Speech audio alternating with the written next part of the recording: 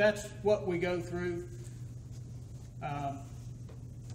Last year, the approved amount was 43 full-time employees, 2 SAP employees, 1 jailer, and 4 part-time employees.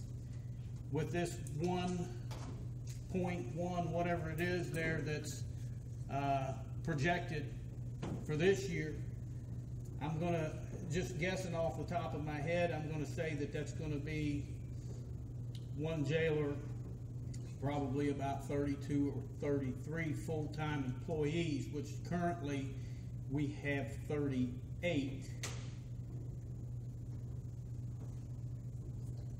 And I'm not sure if that would account for any part-time employees or not. I'd have to sit down and really break that down on an individual basis. On your appropriations that you said to date, how much have you spent on your total labor?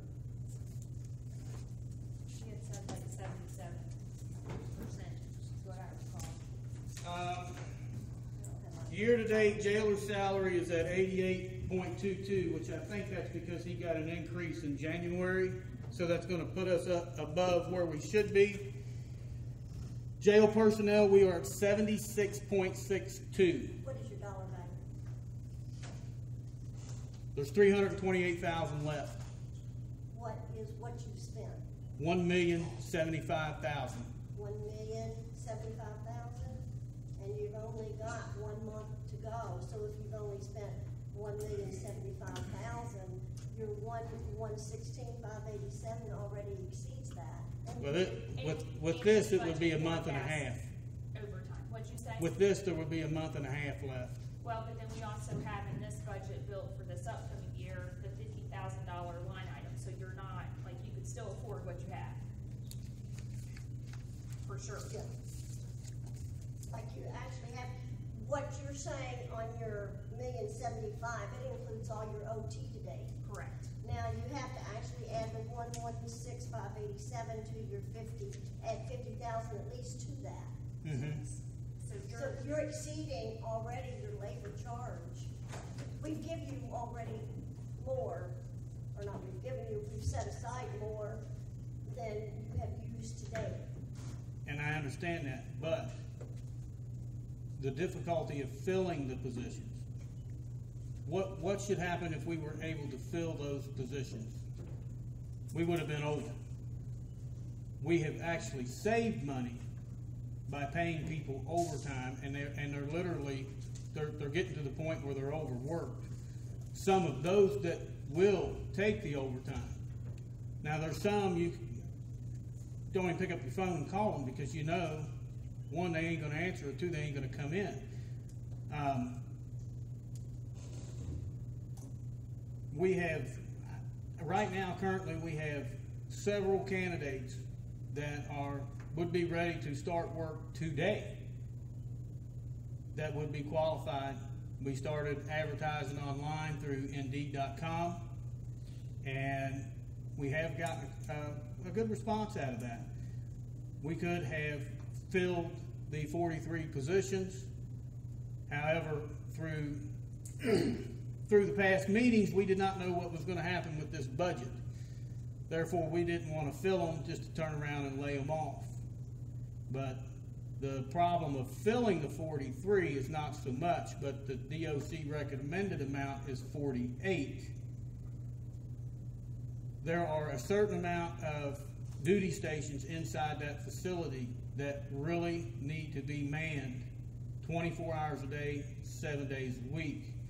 They are the control room, your shift supervisor, your main hall deputy, your 26 hall deputy, your X block deputy, your Class D deputy. There's one more, Lisa.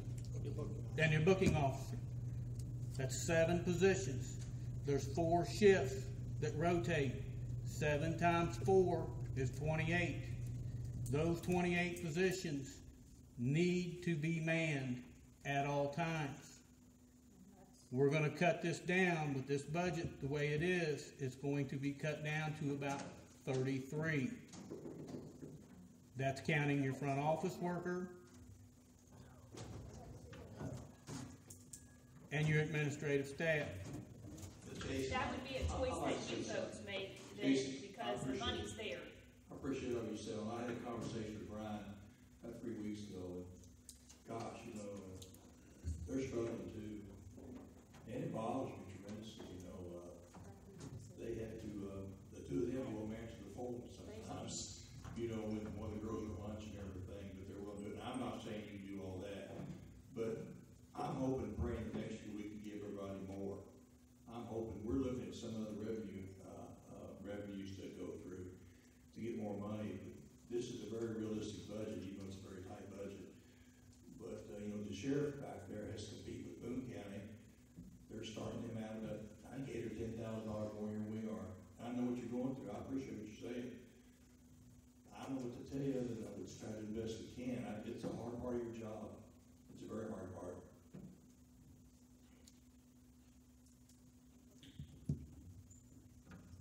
Last year, the 1% raise, we sent that over. Is that still going to occur this year? Say what? The 1% raise, we filled that out and sent that over for all the employees. Is that still going to occur this year with the 1.5%? Is he saying that in addition to, or? No. I'm just saying, last year, Scott called over to the jail and said, send me a copy of all your employees with a 1% raise added on so that we know what to put in there for the budget. Still going to operate the same way this year? I need to know if I need to get you the list. Yes. I'll have you the list. It's like 1.5, isn't it? Yeah, Say 1.5. Yeah, I know what it is this year. Yeah. I think the significant thing we've seen is that we keep hearing from the DOC that they're going to be cutting 20 prisoners. Well, with that being said, I turned down 80 today. They called and said, I got 80 inmates. I'm over 100. How many of them can you take? And I said, well, let me get back to you tomorrow. I don't foresee 80 of them disappearing today. Yeah, I'm just going. And they bring them to me. We started at 50, and you say that you've got 10 county. Okay. Got what? You've got 10 county contracts. You get 10 per day for county contracts. And then 70, I know, is ours. So right off the bat, that takes us to 270. And we've been averaging, based on historical, it was 227 was the highest we ever got. What, last year? No, through the whole history of the jail. It averaged 227 inmates a day. Well, I thought you gave us a piece of paper here in that one meeting and said the average was like 265, and there was that one year that Terry got all bent out of shape and it dropped way down. You did the historical data, it went back about 4 years. I think it was you, Sean, that brought it. Yeah, but when the overall average come out to 227, I have to put It was significantly lower. it was But lower at than the end of the we was day, even concerned with 26. That's why we got concerned with 265. right here it is. At the end of the day, I think it's very important to keep in mind that any additional revenue that's created, if you end up saying you could house 275, 300, whatever it may be, that's additional revenue in your account, if you will. That's monies that money cannot be spent in any other line item. But on the flip side, we can't sit here and project a budget on 295 either, or we will be sitting here doing another $257,000 transfer from the general fund, to operate the facility. So I like to err on the side of caution and be more reserved